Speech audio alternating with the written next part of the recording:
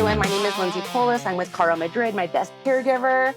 Say hey. Hey, guys. My company is Finding Home Care, and you guys are listening to our podcast, Unfiltered Caregiver. And I wanted to just quickly jump in today about what happens when you get discharged from a senior nursing facility or a hospital. And I have a story. I'm going to rename the lady's name, call her Nancy. We were in the hospital and she was getting discharged. And when you get discharged, you normally have about two choices. You get to go to a SNF, a senior nursing facility or assisted living, or you get to go home. And you get to go home if you have an agency or a family member or a private caregiver. If you don't have those, you're going to a SNF to recover. So this is kind of funny. In the beginning, it ends up being really good, but in the beginning, my lady Nancy was given choices of different senior nursing facilities to go to. And we obviously wanted a 5-star, right? So we ended up getting that 5-star. But little did we know when we got to that 5-star, there was lots of complications. So we kind of thought that 5-star was going to give us our own private room. We were highly mistaken.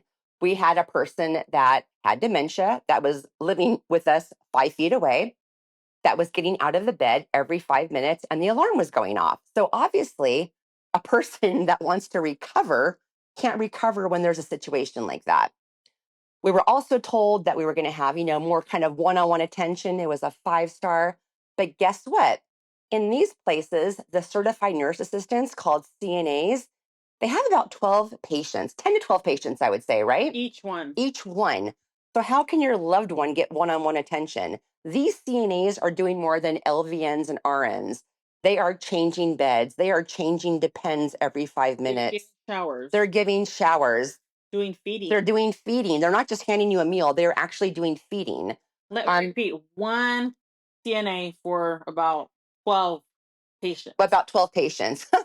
So once again, this 5-star turned into a 4-star. We really wanted to get out. But my client, she had some issues. We wanted her to be there to have extra physical therapy before she was discharged.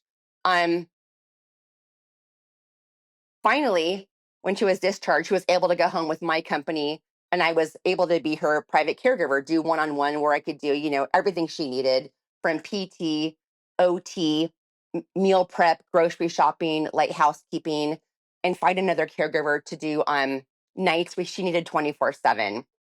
So being discharged, like I said, you have a couple of choices, but even if you want a 5-star like hotel, a 5-star SNF, senior nursing facility, you need to understand and be educated that once again, the people that are taking care of your loved one are certified nurse assistants. And once again, they have 10 to 12 patients. So there is no way that your loved one is going to get extra companionship, extra help in any kind of manner. I mean, my client sat in the bathroom on the toilet for an hour and a half and called the call button for almost 30 minutes. I found her in there. But once again, I'm not dissing it because the CNAs have just too much work. They're overworked and underpaid, and it's horrible.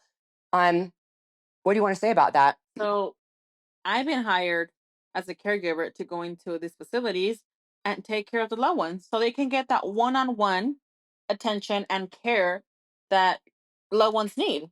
Most of the patients in these facilities, they sit with the dirty diaper, for the dirty brief, for sometimes over an hour or two, because the CNAs are attending to other patients. CNAs, like Lindsay said, there's one CNA for 12 patients. How much time with each one? That same CNA has to shower, feed, change, attend. When they have dementia or Alzheimer's and they're confused and they need that extra time, or they're getting out in and out of bed, you need that one CNA just to be there, and it's impossible. These places are understaffed, they're underpaid. It's horrible. It's horrible. I mean, they are so underpaid and overstaffed. I mean, I don't know. I feel like people need to be educated in this line of business because once again, like coming back to my company, an agency, let's just say, will call me maybe for a person let's just say a person's in these sniffs, and they'll say, hey, Lindsay, we'd like to hire you because we have a client in there that needs one-on-one help, right? They're getting out of bed at They're getting night. out of bed at night. They're pushing the call button 500 times, and they have a roommate that's 50 feet away. We need someone to just be their companion and be kind of like our eyes when we're not there as a loved one. You know what I mean? But you need to embrace that caregiver that you're hiring. You need to nurture that caregiver. The caregiver is not just there to nurture your loved one, you need to nurture them. And it goes back to pay again. Unfortunately, it goes back to pay. When they're paid well and they're treated well and they have 1 to 2 patients, your loved ones are going to be like gold. They're going to be taken care of. They're not going to be lost under the door, lost in space, basically. I just see it time and time again. And I've tried to educate so many agencies on, hey, you are not going to have situations where you get a call at 3 o'clock in the morning saying, I'm not going to show up to your bedbound patient. I found another job. I'm not giving you a 2-week notice. And I'm like, hey, where are you paying these caregivers? And they're like, whatever, 18 minimum wage. I'm like, can you not understand the complexity of you taking as a business owner a few dollars less, but not having a headache at 3 a.m. in the morning? Why can't we understand that? I understand you have liability. I understand you have workman's comp, but do you understand that you need to nurture your employees? You need to pay them right. You need to not have these call outs at 3 a.m., 1 a.m., 6 a.m. If you paid them, if you took a few dollars less in your check, in your bank account, you might have a better system running. But it just seems like it just goes in one ear and out the other. What do you think about that? It's true. It's true. It's companies, they take more than half for themselves, for their company, their employees, their insurances, and we're left with the crumbs. We're left with nothing. And it's like, I want to go back to this. They're not like employees. They're people that are keeping your loved one alive. Uh, Alive and alive and happy and love and healthy. company, because most of our clients, our patients, they have children, they have families out of the state. They have nobody, whether it's in a nursing home or independent living or their own in on their own home. They're alone, most of them, and they have nobody.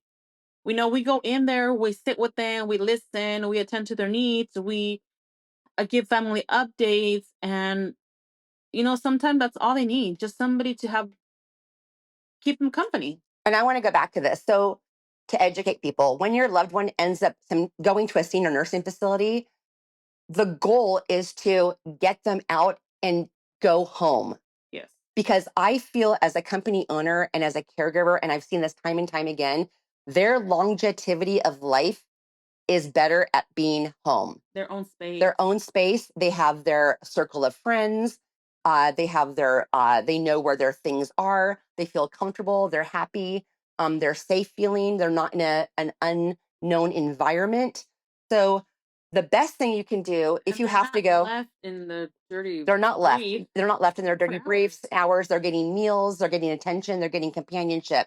So as family members, if your loved one does get discharged and they do have to go to a senior nursing facility, your main goal as a family and a loved one is to get them home as soon as you can into their own space, into their known world, so they can, if they die, die with dignity, be happy, whatever the situation is, it's better. They will live longer if they're at home.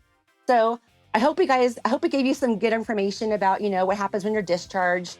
This is Lindsay Polis. Our podcast is Unfiltered Caregiver. My company is Finding Home Care under over 135 5-star reviews. We look forward to speaking to you guys in a week. Bye. Bye, guys.